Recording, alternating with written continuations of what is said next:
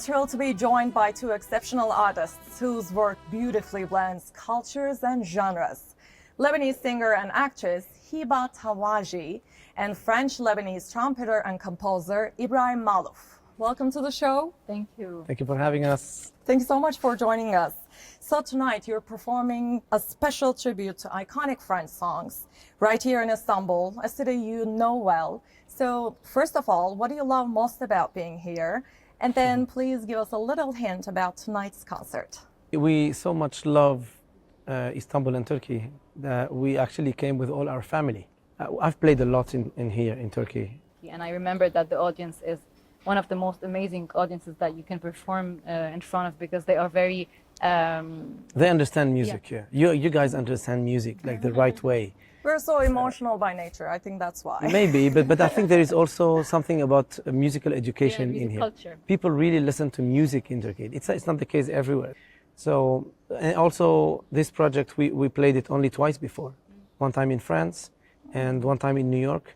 And this is going to be our third time ever. I would say that the general sound of the concert is very soft, romantic. It has some moments where it's more like upbeat, but basically throughout the concert it's going to be like your time to be with your loved ones and enjoy the beautiful soft orchestral music. And of course, because we are doing this together, team is love. Yeah, of course. Yeah. Speaking of performing together, you both share the stage with world-famous names from like Andrea Bocelli to Lara Fabian and Sting and so many others.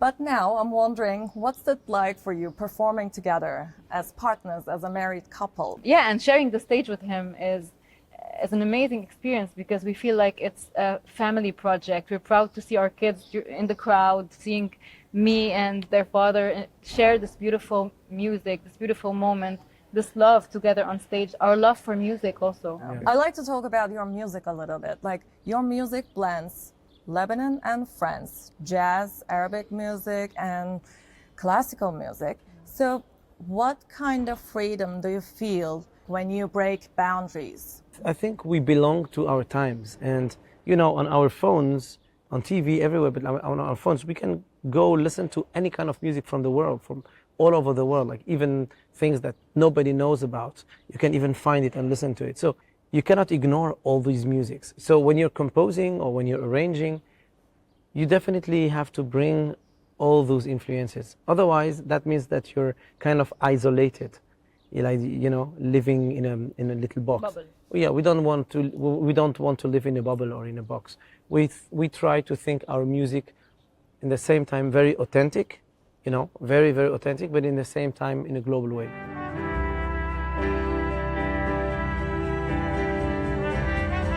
And Ibrahim, you grew up in a musical family. Your father a trumpeter, your mom a pianist.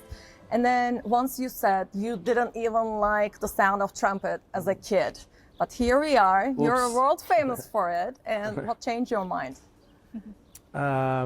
You know, I used to listen to my father playing trumpet at home, and my father used to play very loud. Okay, he taught me how to play trumpet. He was an amazing and extraordinary teacher for me. But at some point I was thinking, okay, I know how to play trumpet, but this is not for me. I'm not gonna do this. So a few years later, when I grew up, like when I was 21, 22, I started to understand that he gave me much more than just how to play trumpet. He gave me an extremely valuable legacy, which is the quarter tone on trumpet, which is slightly different from what you can do on a regular trumpet. I can bring something from my roots. So slow by slow, I started to, you know, re-educate myself on trumpet and play completely differently in a way that suits me.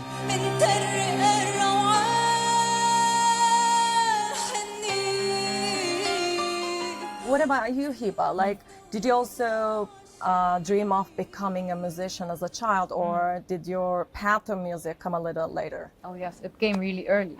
Since I remember, music and singing for me was like something very clear, that this is what I wanted to do, this is what makes me feel good, this is what makes me feel like I can express myself. So yeah, singing especially was very, very liberating for me. In my family, they love music and all sorts of music. my mom has a very beautiful voice. My father has a beautiful voice. They're not Everyone in her family professional sings. singers, but they are good singers. So Her grandfather I has grew an up- amazing Yeah. voice. Her grandfather. yeah. I can say, look at the genes. So I grew up like my ear and my musical ear grew up feeling this like naturally within me.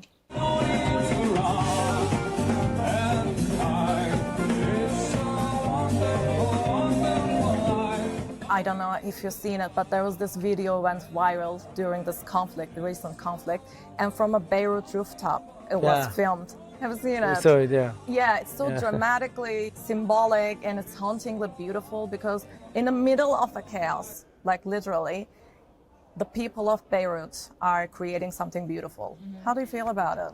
What is happening is so sad. I was born in 1980, and I always say this so that people understand why I feel so much touched by what's happening. My mother always says the story that how when she was giving birth to me, the hospital was being bombed in the same time. So when I see hospitals being bombed, for example, in Gaza or anywhere, I feel a deep sadness. But growing up in Lebanon, we grew up, the situation was always difficult and is still difficult. Living geographically in the middle of the conflict all the time. As Lebanese, I think what made us go look forward and stand up tall every time and stand up on our feet and keep moving forward is this attachment we have for life, the love we have for life. So I think that music, as Ibrahim was saying, as Lebanese, help us a lot. Music helps. Music brings something magic. There is some kind of, I don't know how to call this, internal resistance against